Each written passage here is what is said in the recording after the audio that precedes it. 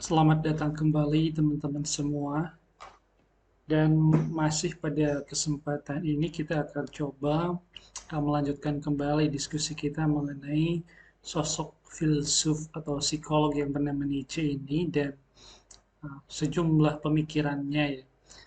Di kesempatan yang lalu kita sudah coba mengulas seperti apa konsep mengenai manusia luhur atau manusia super seperti yang diajukan dan difikirkan oleh Nietzsche. Dan di kesempatan yang keempat kali ini, kita akan coba melihat salah penafsiran mengenai gagasan Superman-nya Nietzsche ini.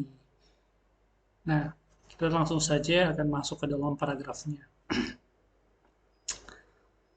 Di sepanjang sejarah, karya-karya saintifik maupun filosofis seringkali terdistorsi agar dapat dipakai untuk mendukung suatu bentuk ideologi politik tertentu. Dan dalam hal ini, Nietzsche menjadi sebuah contohnya. Hmm, Artinya, gagasan Nietzsche mengenai Superman ini disalahartikan ya, untuk mendukung suatu ideologi politik tertentu. Lalu siapa yang menyalahgunakan pandangan Nietzsche mengenai gagasan Ubermensch ini kita akan lihat selanjutnya. Nah, filsafat Nietzsche diterima dengan baik oleh Partai Sosialis Nasional Jerman, yaitu Nazi. Yang mana Nazi ini mengklaim bahwa orang-orang Jerman adalah manusia luhur atau manusia super, yang merupakan terhadapnya Nietzsche merujuk. Nah, Nazi ini melihat bahwa yang dimaksud oleh manusia super ini adalah orang-orang Jerman menurut tafsiran Nietzsche, menurut tafsiran Nazi yang kemudian disalahgunakan ya di dalam perspektif buku ini tentunya. Nah, bagi orang-orang Nazi, manusia super artinya adalah manusia yang superior. Dan orang-orang Jerman adalah orang-orang yang superior. Seperti yang mereka percayai. Sesungguhnya tidak ada satu hal pun yang mungkin bisa jauh lebih asing lagi bagi Nietzsche daripada suatu bentuk gagasan berkenaan dengan superioritas nation, negara, ataupun ras tertentu ya. Nietzsche sejatinya tidak pernah mengajukan adanya suatu sudut pandang superioritas ya pada tingkatan nasional ataupun ras seperti itu. Seperti halnya yang diklaim oleh Nazi, partai Nazi. Nah, lalu di sini kita akan melihat bahwa Nietzsche sendiri dia memutuskan hubungan dekatnya dengan seorang komposer Jerman yang terkenal yaitu Richard Wagner. Ya, walaupun tidak sepenuhnya. Hal ini dikarenakan karena Wagner sendiri memiliki cara pandang nasionalistik yang terlampau kuat dan juga antisemit. Nah, dengan faktor ini karena adanya antisemit ya, sebuah sentimen terhadap ras Yahudi dan juga adanya pandangan nasionalistik yang terlalu kuat, terlampau berlebihan Nietzsche, di sini dilihat ia memutuskan hubungan dekatnya dengan Wagner. Nah, oleh karenanya, masing-masing individu menurut Nietzsche sesungguhnya memiliki potensi untuk menjadi seorang manusia yang luhur. Tidak hanya orang-orang Jerman saja. Dan apa yang membedakan antara manusia luhur dari manusia yang non luhur atau manusia rendah adalah unsur passion, keberanian, dan juga insight, bukan aspek-aspek yang lain. Contoh-contoh figur Superman yang Nietzsche tawarkan adalah Yesus di sini. Kemudian ada Goethe.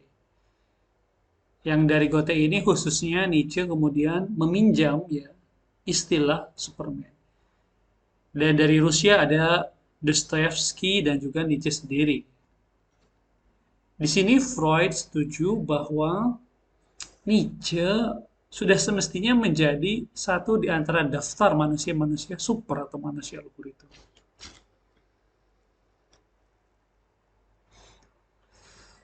Di sini ada kutipan dari Jones ya yang dipakai. Freud mengatakan mengenai Nietzsche bahwa uh, figur yang bernama Nietzsche ini memiliki sebuah pengetahuan yang mendalam, berpenetrasi masuk jauh lebih dalam mengenai dirinya sendiri daripada orang lain siapapun itu yang pernah tinggal, atau mungkin siapapun orang lain yang mungkin kelak akan hidup. Jadi Nietzsche bisa mengenal dirinya jauh lebih dalam dari siapapun. Dari para penjelajah pertama mengenai aspek ketidaksadaran, nah, Nietzsche ini merupakan sebuah handsome compliment. Adalah sebuah rasa apa di sini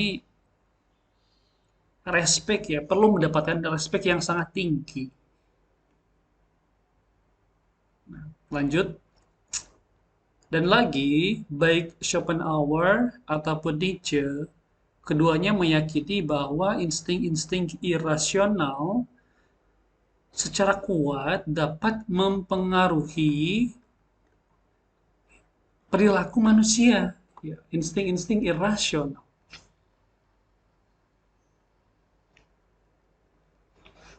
Akan tetapi ketika Schopenhauer meyakini bahwa insting-insting irasional yang demikian perlu direpresi, perlu ditekan. Sebaliknya Nietzsche berpikir bahwa insting-insting irasional tersebut perlu diekspresikan secara luas. Mohon maaf. Nah, Nietzsche berpikir bahwa insting-insting irasional itu perlu diekspresikan secara luas. Dan di dalam hal ini, Freud lebih banyak dipengaruhi oleh Schopenhauer, di mana salah satu daripada pengikut Freud di generasi-generasi awal ialah Alfred Adler, lebih banyak dipengaruhi oleh Nietzsche. Berbeda dengan Freud sendiri ya, yang lebih banyak dipengaruhi oleh Schopenhauer menurut teks ini tentunya. Adler tidak hanya sesungguhnya menekankan bahwa memperoleh kekuasaan, memperoleh kuasa, menekankan aspek kekuasaan yang perlu diperoleh agar perasaan-perasaan inferior itu dapat dilampaui. Nah, ini salah satu gagasan Adler ya, Adler. Adler juga dia memiliki keyakinan yang sama dengan Nietzsche bahwa individu-individu yang lemah ini seringkali memperoleh kekuasaannya di hadapan yang lain dengan apa? Dengan menciptakan atau membangkitkan di sini rasa belas kasih mereka, atau juga dengan menyakiti orang lain ya, dengan penderitaan mereka. Jadi kalau tidak karena merasa kasihan atau bahkan perlu menyakiti, ini cara-cara bagaimana orang-orang lemah dia merasa bahwa dia memiliki kekuasaan yang diperoleh dengan cara yang demikian. Nah, Freud di sisi lain juga mengenali fenomena tersebut di dalam konsepnya mengenai pemerolehan sekunder, secondary gains dari neurosis ya. Di sisi lain, kolega Freud, Carl Gustav Jung, juga dia sangat terpengaruh oleh Nietzsche. Nah, di dalam konsep pembedaan terkenal yang dikemukakan oleh Jung antara kepribadian introvert dan extrovert ya. kepribadian introvert ini dianggap adalah suatu kepribadian yang lebih didominasi oleh kecenderungan Apollo. Dan sebaliknya, orang-orang extrovert ini adalah orang-orang yang lebih didominasi oleh kecenderungan Dionysos. Nah, ini kita sedikit sudah melihat bagaimana adanya penyalahgunaan gagasan Nietzsche di sini khususnya oleh Nazi ya, yang melihat bahwa Jerman adalah Übermensch yang Nietzsche maksudkan. Sementara Nietzsche sendiri dia memutuskan hubungannya dengan Wagner karena adanya anti rasialistik tertentu, khususnya antisemit di sini, ya, dan juga rasa nasionalistik yang terlalu berlebihan. Maka dengan demikian ini menjadi argumen bahwa bagaimana cara pandang Nazi melihat gagasan Nietzsche itu tidak dapat dibenarkan. Baik, kita sedikit untuk mengakhiri bagian ini untuk melihat pemikir lain ya, Nietzsche dan juga Kierkegaard. Nah, Nietzsche nampaknya sebetulnya tidak mengenali adanya karya-karya Kierkegaard. Namun, Nietzsche mengembangkan ide-ide yang banyak sekali di dalam sejumlah aspek itu serupa dengan ide-idenya Kierkegaard. Seperti halnya Kierkegaard, Nietzsche menolak hal-hal yang diterima secara konvensional. Ya, seperti halnya tradisi apapun itu. Dan di sini contohnya adalah organisasi, gereja, dan juga sains. Nah, bagi Nietzsche dan juga Kierkegaard, filsafat Hegel ini menjadi sebuah target favorit mereka untuk diserang. Karena kedua pemikir ini, mereka mengajarkan, memberikan ajaran ya, lebih memberikan cara pandang, pokoknya itu untuk apa? Agar seseorang dapat lebih bergantung terhadap pengalaman yang lebih personal yang sifatnya langsung. Kalau di dalam Hegel ini kita mengenal ide besarnya mengenai roh absolut ya, di mana semua nanti akan mengarah kepada yang transenden itu roh absolut. Nah, sementara di sini Nietzsche dan Kierkegaard lebih daripada melihat sesuatu yang di luar atau eksternal, transenden, lebih menekankan pengalaman-pengalaman individu yang secara langsung, yang dekat. Adapun perbedaan utama antara Kierkegaard dan Nietzsche ialah bahwa pada Kierkegaard ia menerima konsep mengenai eksistensi Tuhan. Sementara bagi Nietzsche Tuhan itu tidak eksis. Kedua orang ini ya sama juga. Mereka kedua teralienasi ya, dari siapapun. Nah, sebagai contohnya, ya kedua figur ini asing begitu mungkin bagi orang-orang pada umumnya. Hampir tidak ada seorang pun yang membeli buku-buku yang ditulis oleh Kierkegaard ketika karya-karya ini pertama kali dipublikasi. Lalu 3 tahun setelah dipublikasikannya Philosophical Fragments, ini karya Kierkegaard, ini barulah bisa terjual 229 kopi dari total yang dicetak itu sebanyak 525. Itu pun 3 tahun setelah dipublikasi. Jadi ya cara pandang Kierkegaard ini nggak laku ya, nggak disukai oleh masyarakat pada kala itu. Butuh waktu lama orang mungkin buat bisa melirik apa yang ditulis dan difikirkan oleh Kierkegaard di dalam buku-bukunya. Namun sekarang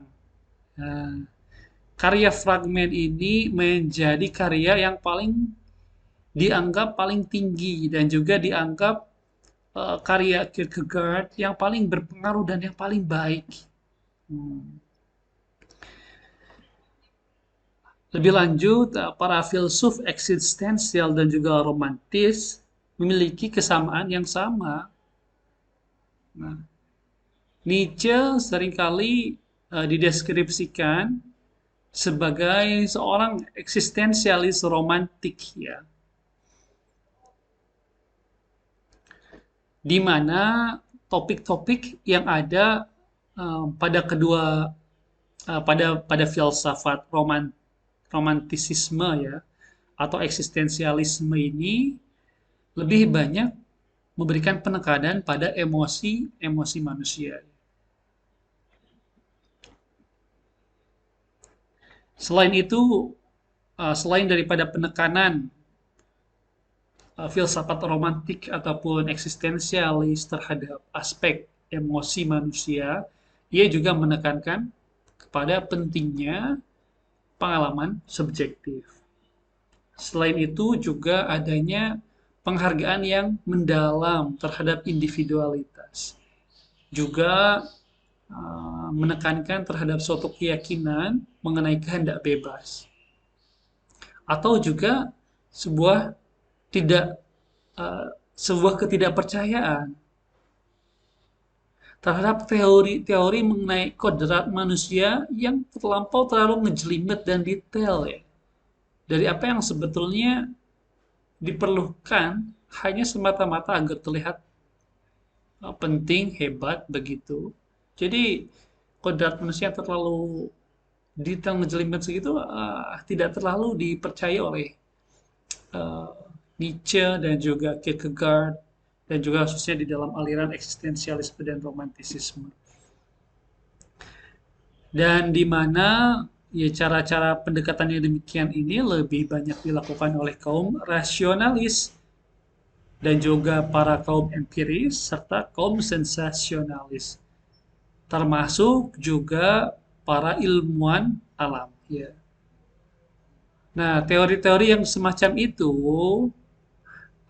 menurut mereka telah meminimalisir atau merendahkan pentingnya upaya individu yang dimana individu-individu ini berupaya untuk memahami kehidupan mereka sendiri.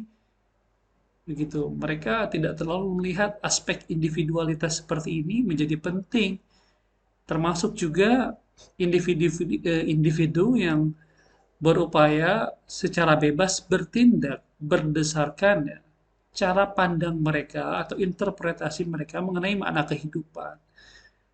Jadi kaum empirisis, sensasionalis, dan juga rasionalis ini tidak terlalu menghargai subjektivitas yang demikian ini. Nah, dewasa ini romantisisme dan eksistensialisme telah berkombinasi ya, dikombinasikan untuk membentuk sebuah aliran atau gerakan ketiga di dalam psikologi yang kemudian gabungan daripada romantisisme dan eksistensialisme ini dipercontohkan seperti halnya di dalam teori-teori dari Rogers, Abraham Maslow, dan juga May. Yang di dalam buku ini khususnya akan dieksplorasi lebih jauh pada bab ke-17 ya, di dalam bukunya Ergen Hahn. Pendahuluan mengenai sejarah psikologi. Dan juga banyak dari aspek-aspek yang diperhatikan daripada para filsuf romantik dan juga eksistensial juga menggaung di dalam pemikiran postmodernisme. Yang kemudian ide ini akan didiskusikan di bab ke-20. Yap, terima kasih.